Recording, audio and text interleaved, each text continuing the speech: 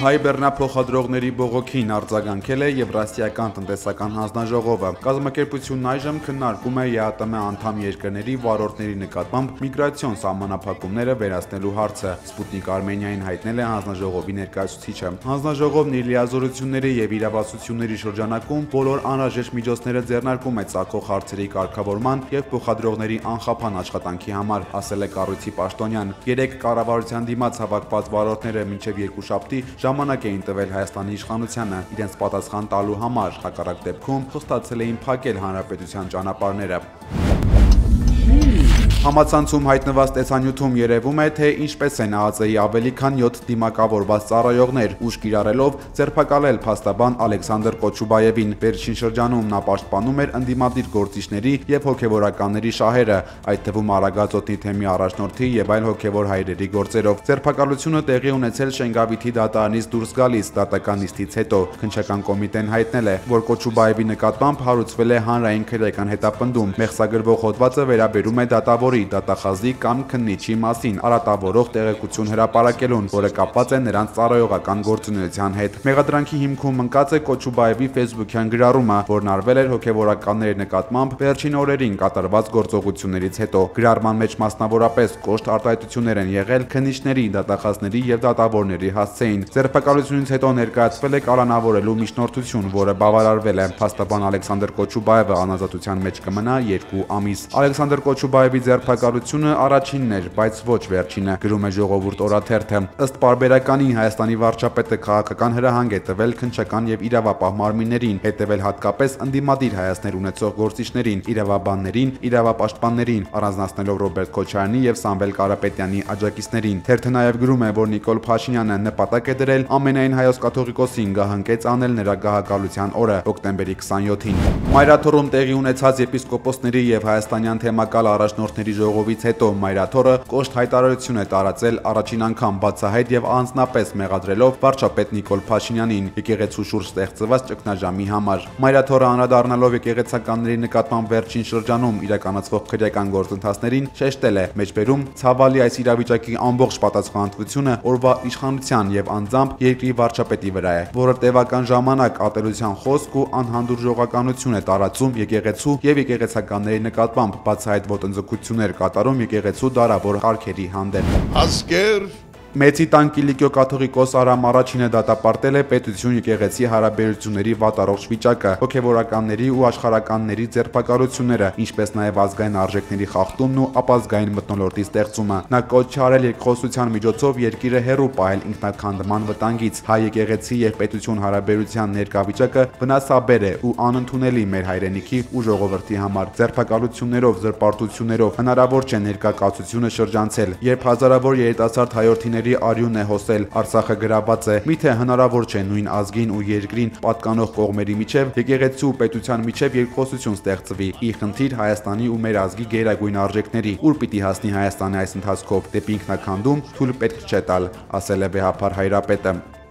Անոնք մեկ ամբողջություն են։ Այս հայտարարությունից ժամեր առաջ Երևանում Արամ Առաջին կաթողիկոսի անունից Հայաստանի վարչապետի հետ հանդիպում էր ունեցել Շահան arczepiskopos Սարգսյանը։ Նա Նիկոլ Փաշինյանին հայտնել է Արամ Առաջինի մտահոգությունները եկեղեցու շուրջ ստեղծված իրավիճակի մասին։ Մեր ձևով ժողովրդական շարժման համակարգող Նարեկ Կարապետյանը հայտնել է, որ ինքը խոսել է Արամ Առաջինի հետ ու վեհափարի մտադրությունը Փաշինյանի հետ բանակցելն է, որպեսզի լուծվի հայ եկեղեցու դեմ սանձազերծված ճնշումների հարցը։ Նարեկ Կարապետյանի խոսքով Երևանում տեղի ունեցած հանդիպումը պետք չէ ուրիշ ձևով ընկալել, քանի որ Արամ Առաջինը պարզապես ցանկանում է ազատել եկեղեցին նոր հարձակումներից։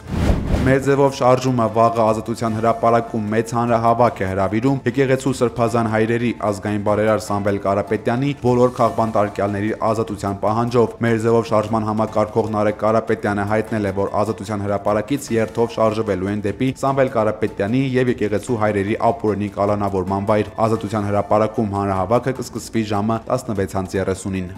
Բոլորս հավաքվում ենք մեր ձայնը բարձրացնելու, բոլորս հավաքվում ենք պահանջելու արդարություն եւ ազատություն մեր սրբազանների,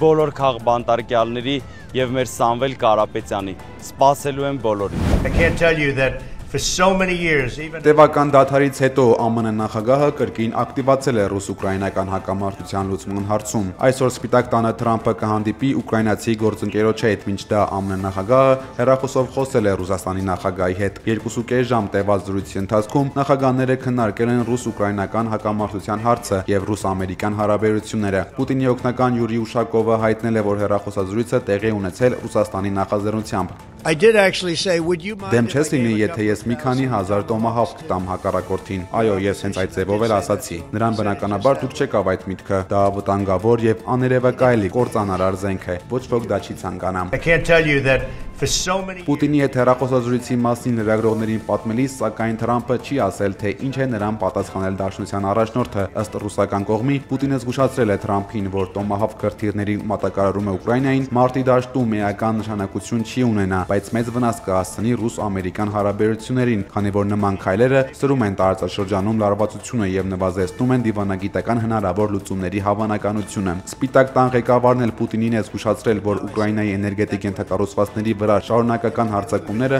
վատ հետևանքներ կունենան, թեև չի մանրամասնել, թե ինչպիսի հետևանքների մասին է խոսքը, սակայն ասել է, որ Միացյալ Նահանգները դիտարկում է բոլոր հնարավոր տարբերակները Ուկրաինային աջակցելու եւ Ռուսաստանին զսպելու համար։ Ռուսաստանը վերջին շաբաթներին ավելի ինտենսիվ է հարվածում Ուկրաինայի էներգետիկ օբյեկտներին, ինչը հանգեցրել է երկրի ամբողջ տարածքում էլեկտրաէներգիայի լայնածավալ անջատումների, միլիոնավոր ուկրաինացիների թողնելով առանց լույսի եւ ջեռուցման։ Լրագրողների հետ զրույցում Թրամփը հայտարարել է, որ դեռևս չի ցանկանում պատժամիջոցներ սահմանել Ռուսաստանի նկատմամբ։ Պուտին-Թրամփ հեռախոսազրույցից հետո նաև պարզ է դարձել, որ առաջիկա շաբաթներին Թրամփը Հունգարիայում հնարավոր է հանդիպի Պուտինի հետ։ Հունգարիայի վարչապետ Վիկտոր Օրբանը հայտարարել է, երկու առաջնորդների այցի նախապատրաստվելու համար Բուդապեշտում արդեն ստեղծվել է կազմակերպչական կոմիտե։ Երկու երկրների նախագահների հեռախոսազրույցից հետո Ռուսաստանի նախագահի հատուկ ներկայացուցիչ Կիրիլ Դիմիտրիևը սոցցանցի իր էջում Իլոն Մասկին առաջարկել է կառուցել Պուտին-Թրամփ անունը կրող թունել, որը կձգվի Ռուսաստանից դեպի Ալյասկա։ Նա նշել է, որ նախագծի ծախսերը կարող են կազմել մոտ $8 միլիարդ։